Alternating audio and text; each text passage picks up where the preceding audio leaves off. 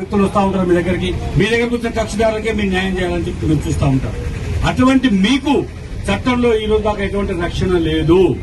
ఆ రక్షణ కల్పించాలి. ఇంతవరకు తెలంగాణ రాష్ట్రంలో లేదు. అడ్వకేట్లందరికీ ఈ పార్టీ ఆ పార్టీ అని కాదు, అడ్వకేట్ లోకం మొత్తానికి కూడా రక్షణ కల్పించాలి.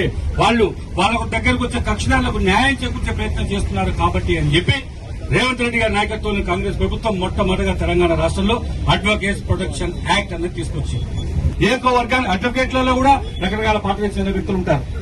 కానీ ఓన్లీ కాంగ్రెస్ పార్టీకి చెందిన వ్యక్తులకు మాత్రమే అడ్వకేట్ ప్రొటెక్షన్ యాక్ట్ వర్తిస్తుంది, అందరికీ కూడా వర్తిస్తుంది.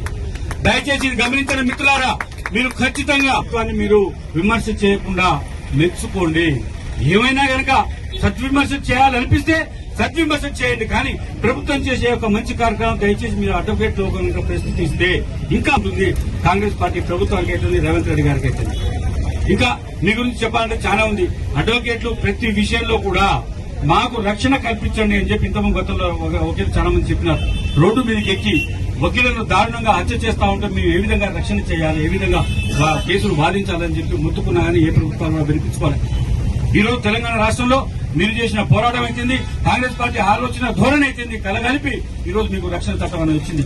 దీని ఒక్కరితోనే మీరు ఆగిపోవద్దు. తెలంగాణ రాష్ట్రాన్ని సూచికగా తీసుకుని మీరు పెద్ద ఎత్తున ఉద్యమించండి. మీ అందరి కాంగ్రెస్ పార్టీ నాయకులందరూ మేము ఉంటాం. దేశవ్యాప్తంగా కూడా అడ్వకేట్ ప్రొటెక్షన్ యాక్ట్ వచ్చేటట్టుగా మీరు దిక్సూచిగా ఉంచి మీరు పోరాటం చేయాలి. అందుకు కాంగ్రెస్ పార్టీ అయితుంది, మా నాయకులు అయితుంది, మీ అంబటి 24 గంటలు 300 రోజులు ఉంటామని చెప్పి తెలియజేస్తూ మీకు ఈ యొక్క సూర్యాపేట పట్టణంలో కానీ, సూర్యాపేట నియోజకవర్గంలో, సూర్యాపేట జిల్లా కానీ మీకు వ్యక్తిగతంగా ఎటువంటి ఇబ్బందులు వచ్చినా కాంగ్రెస్ పార్టీ తలుపులు బార్లా తెరిచుంటాయి, సర్వోత్తర రెడ్డి గారి తలుపులు బార్లా తెరిచుంటాయి. ఖచ్చితంగా మీ అంబటి ఉంటాం, మీ సమస్యలు తీర్చే ప్రయత్నం చేస్తామని చెప్పి ఈ సందర్భంగా తెలియజేస్తూ నాకు ఈ అవకాశం ఇచ్చిన మీకు నమస్కారాలు తెలియజేస్తాను.